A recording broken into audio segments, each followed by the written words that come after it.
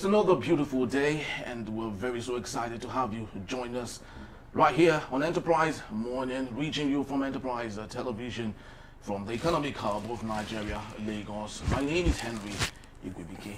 Let's start our day this morning with what we have coming from our newspapers, and right after that will be our main conversation also for today. Please do well to be part of what we do have a say in what we say. You can always find and reach us at enterprisetvnews.com.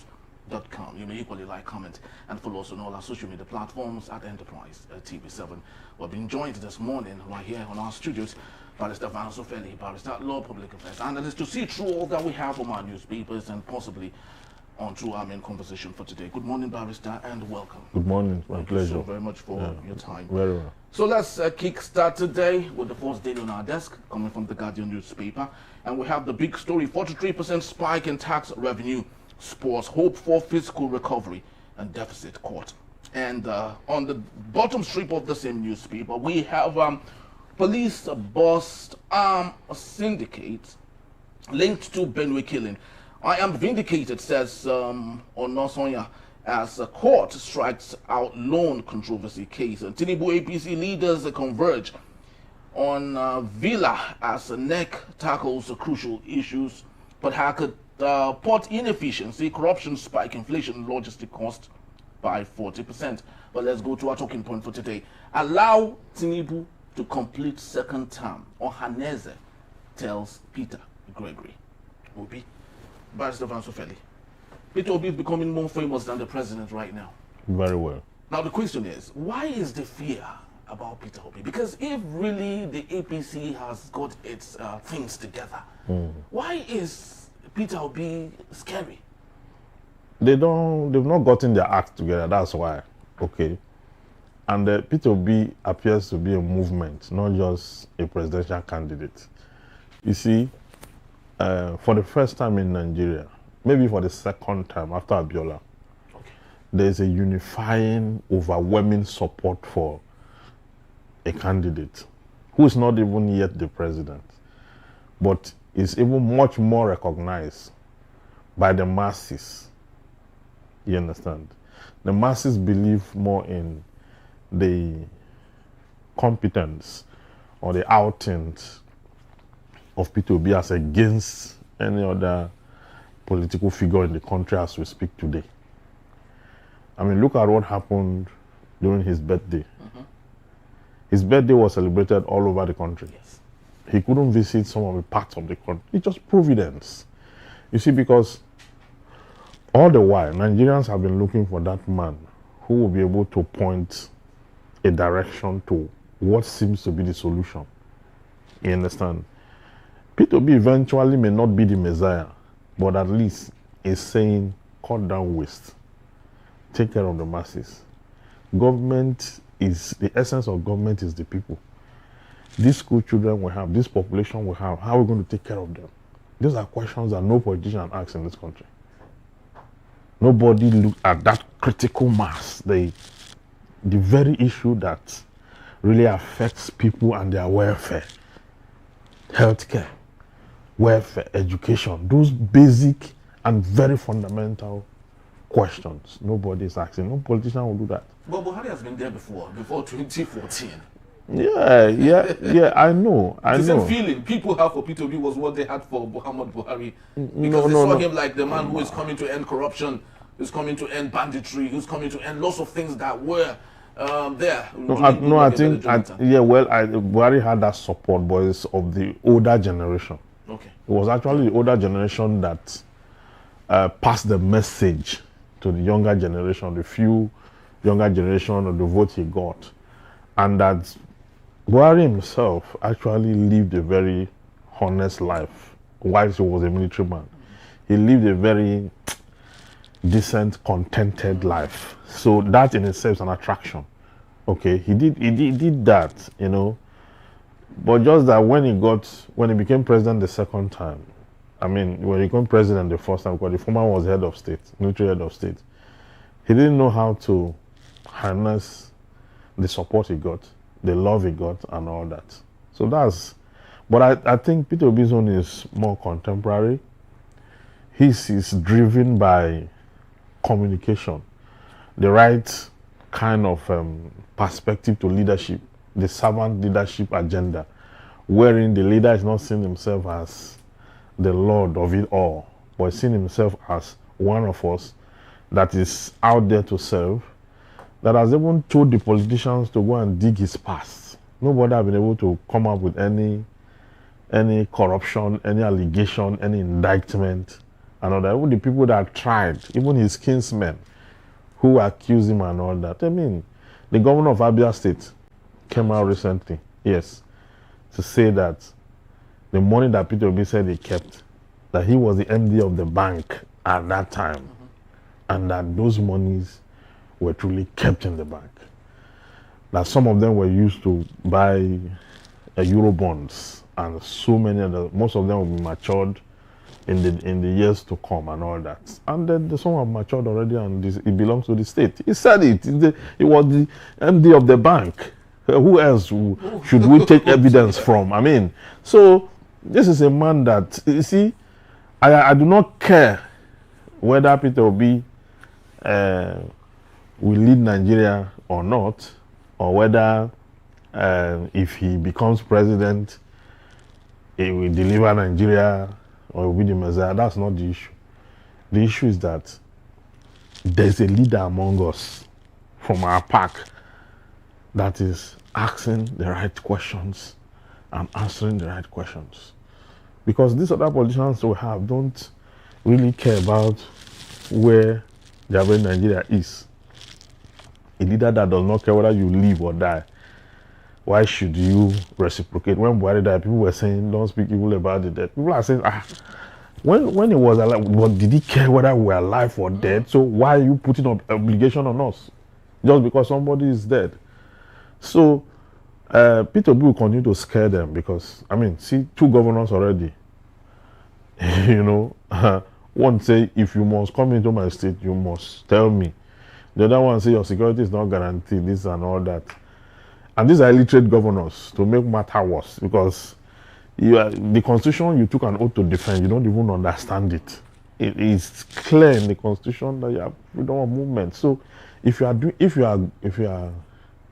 with the banner of truth, if you are doing the right thing, people will naturally gravitate towards you. That's the universe for you. The universe is out there looking for the very few who can identify the problems, who can proffer solution, who can talk about it, who can criticize when there's wastage and the rest of that. That's exactly what it is. And no Nigerian is a fool. We are not children. You know, I mean, even if he's deceiving Nigerians, he's saying the truth. You understand? For now, what he's saying is the truth. But historically, does the universe permit for such very few individuals to eventually become leaders? Is it very common? And on the part of Peter Obi, do we see that? Well, I can say it's inferable from the lifestyle of Peter Obi and from the very evidence you can hold on to. He was a governor for 8 years, and when you backtrack, you will see that. That is what Plato was talking about when he talked about the philosopher king. That you must allow the most exquisite, the most intelligent, the most pro-human agent among you to lead you. You understand? You don't need the people who do not even understand what their duties or job descriptions are as governors to lead. They shouldn't lead, you know, because leadership is very critical. Leadership will determine whether people will become prosperous or whether they will be wretched, and whether they will die wretched or whether they will pull out from wretchedness or poverty. Leadership determines all that. So leadership is sensitive. If through bad leadership, a lot of people can get killed and die just because there's no public health care, just because the government is not thinking right, just because facilities are not in place, there are road accidents because there are no good roads, there are, you have dangerous situation, hazards because the government is not thinking enough for the people. But if you have a government, a leader that puts all that in place, and ensure the safety of lives of the people, ensure that their businesses are protected, ensure that they have security, ensure that they have education, good road, medicals, and the rest of that. If you don't have the resources as a country to do all that, then we can interrogate the issue. How do we generate the resources? Well, here, you have the resources. You are still not able to provide these necessities, these things, that the basics, to say the least. So, whoever thinks that, because, and I like the fact that P2B does not back down. It's not ready for, you know, the trivialities of the issues about him. Every week they pick one thing about him to talk about.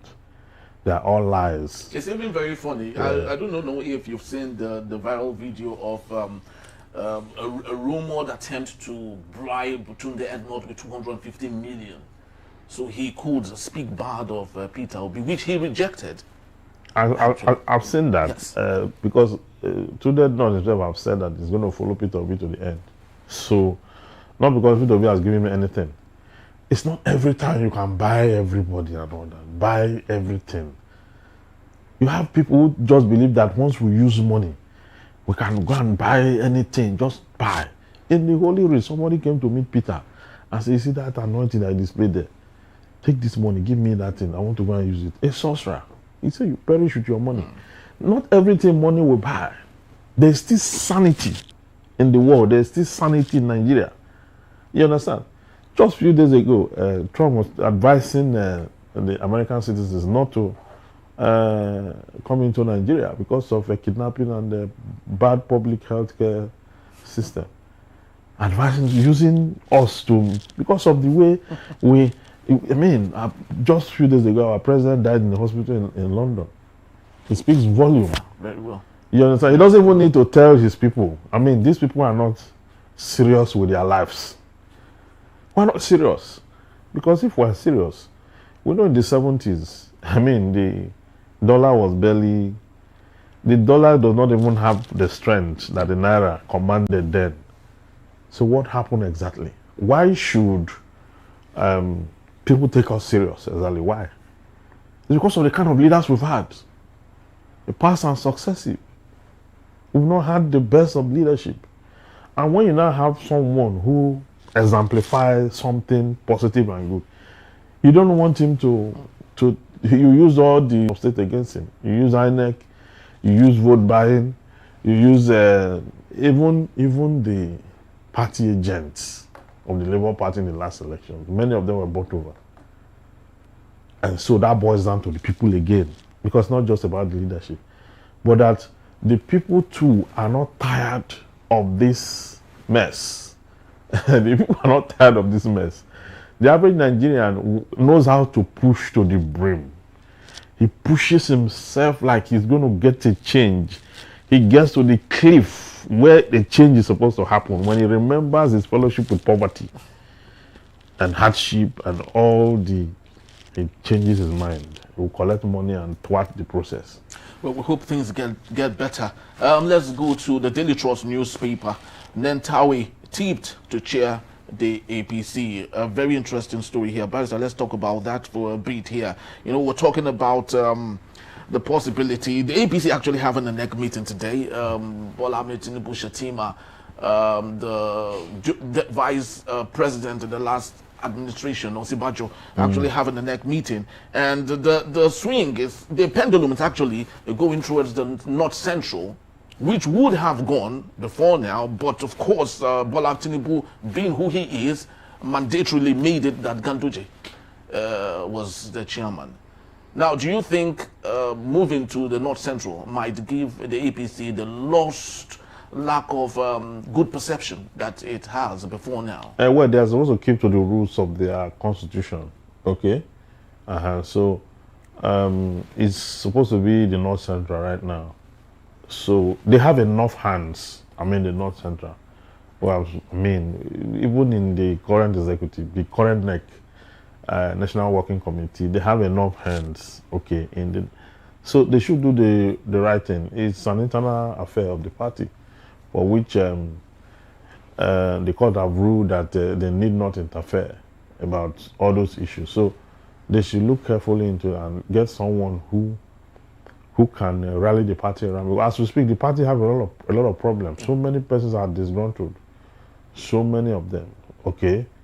Now, they didn't like the leadership style of Bola Tinubu, and many of them that appears to have been shortchanged, who work for the party and they believe they are entitled to, because politics in Nigeria is not about the growth of the country.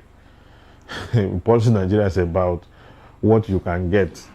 If you're a party member, you are not looking at the party ideology. You are looking at after you work, how much they're going to give you. That's a very wrong way to play politics, because you should be looking at your party's performance and the country at large. What your country is becoming, because your party is in the helm of affairs. But do you think we can ever get that off the grid without first fixing the economy? Because all of those things have a remote cost. There's the places coming from. When people do not have enough disposable income, yes, when the little thing that come to them seem little because where they are coming from is better. Do you think we can ever get all of this individualistic ideology you see, there is no out of the system? There's no amount of there's no amount you package in terms of welfare that's enough for human being. Human needs and wants are insatiable. What I'm saying is that there must be a demand on the average Nigerian citizen. There must be a demand on the average Nigerian citizens to prioritize nationhood as against individualistic gain or pecuniary gain just because you are a member of a political party. If you are working for the political party to see that your country becomes great, that is what it should be. You are not working for the political party so that your pocket will be swollen, so that you can collect enough money and take back home. Because if we do it like that, if we put it that way, that all of us, whenever we converge, it's about cutting our own to put in our pocket.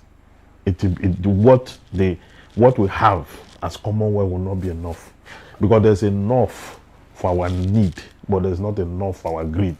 And when we start that individualistic appeal, let me collect, you collect, this one collect, that one collect, it will not be enough for us. But if we congregate, and anytime we congregate, the agenda is to push Nigeria forward, is to use the resources we have to correct all our wrongs, and our country now boost, because that will also in a way improve the living standard of the people, improve wages, because if you have everything working and running, for example, now we have proper railway system across the country. Okay, we don't need to be in the city all year round before we travel for Christmas in the last month of the year. We could go every weekend if we want. So and that will also create more inflow of goods and services, because the farmers who are farming can get their goods out from the farm into the city as quickly as possible. They will earn more. If they are in the village and they are dependent, we've seen situations where people who live in rural areas became so prosperous that the people in the city became dependent to them. You understand? Started going back. Good transport system will enhance that. Healthcare system, people will live better life. They will improve. They will communicate more intelligently when they are healthy. Teachers will teach the students better because they are healthy. Okay, the students themselves will understand better. They will improve intelligence. They will improve innovations and inventions. So it's a value chain. So it's a value chain. But if we want to be taking you take this, steal this, steal that, steal this, steal that, we can't go anywhere with that. Very true. Scaling prosperity is what it is, and I would love to believe if that is achieved, then possibly this self-gratification that we have seen ourselves in, especially with party politics, might possibly end. Barrister, let's take a look at other matters here. Federal government to spend $747 million on coastal highway as reps approve fresh loans. I do not know if this loan is different from the $21 billion that the Senate is about to approve or even have approved. There's a loan plan. The Buhari administration came out with a loan plan, and they will be taking it as they progress. So the 21 billion is everything all inclusive? I can't remember again. No, we did this thing here. I think the total funds, I can't remember what the total fund was, but they are going to be taking it, they are not going to pull it once. Okay. They will take it as they progress in the, that loan plan. It was not even Buhari, it was TINUBU'S government, and I came out with the loan plan. Yeah, initiated it early this year. Initiated the loan plan. That is the plan they are going by. I can't remember the total figure, but I know that this is locked under the same. So what he would do is every time they need to take it, he will write a letter to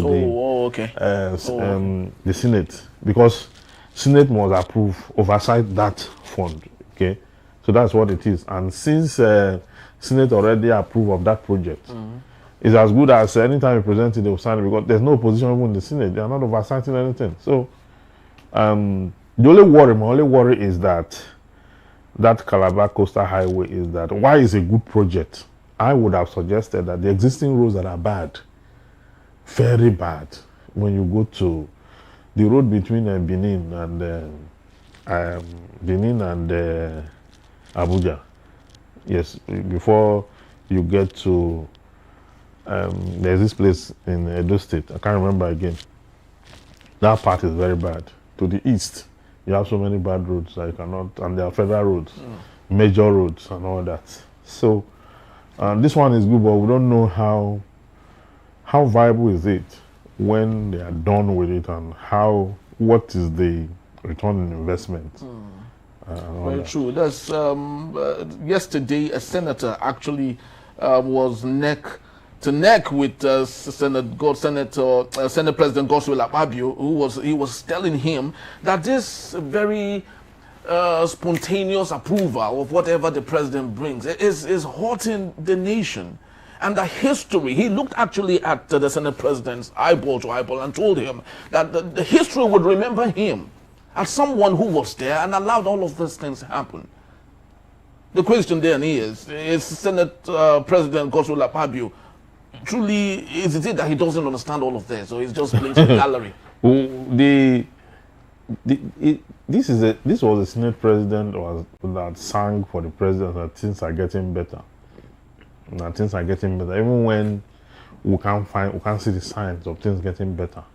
Okay, so this National Assembly does not really have that device to oppose the president, but they are working hand in hand. They have majority in the House. They believe in all the programs of this government, even the ones that are not people driven, that have no value, real value to the people. They believe in all. So that's what they are doing. Many of them do not want to ruffle feathers with the authority for fear of being stopped or returning to Senate. Many of them have issues of godfatherism and all that. Many of them don't have words of their own. They don't have a mind of their own. They are told what to do as senators. Many of them go to kneel down. Some of them serve tea, and the rest of that. So the level of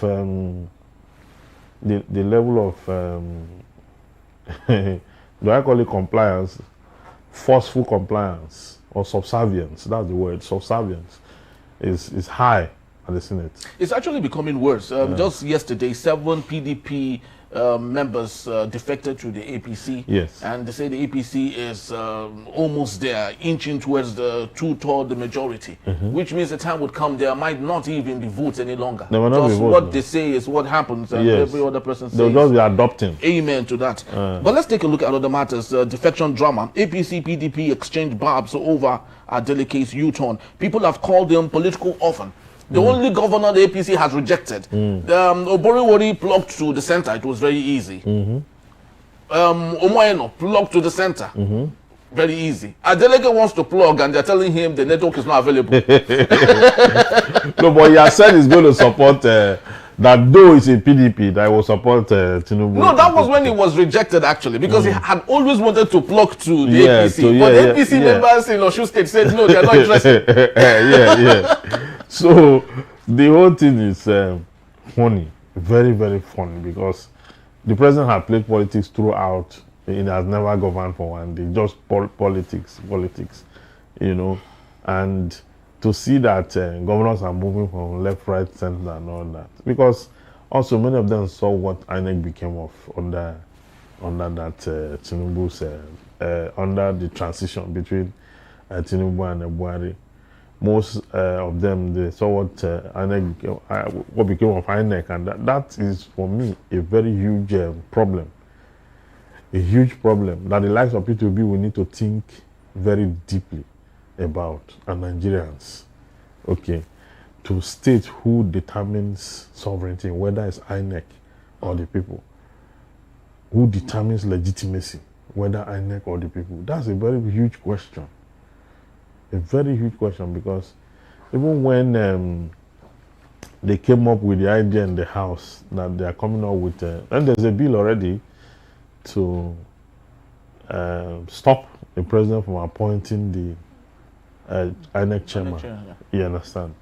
And that's one direction that you can really work with, because the subservience, when a president appoints an umpire, then you're not expecting the umpire to work against the president. It's a tough thing to do. Yeah. It's a tough thing to do.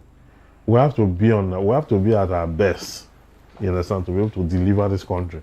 So many things are wrong. Very, very so well. And lastly, tariff battle escalates. Discourse reject reviews talks with states.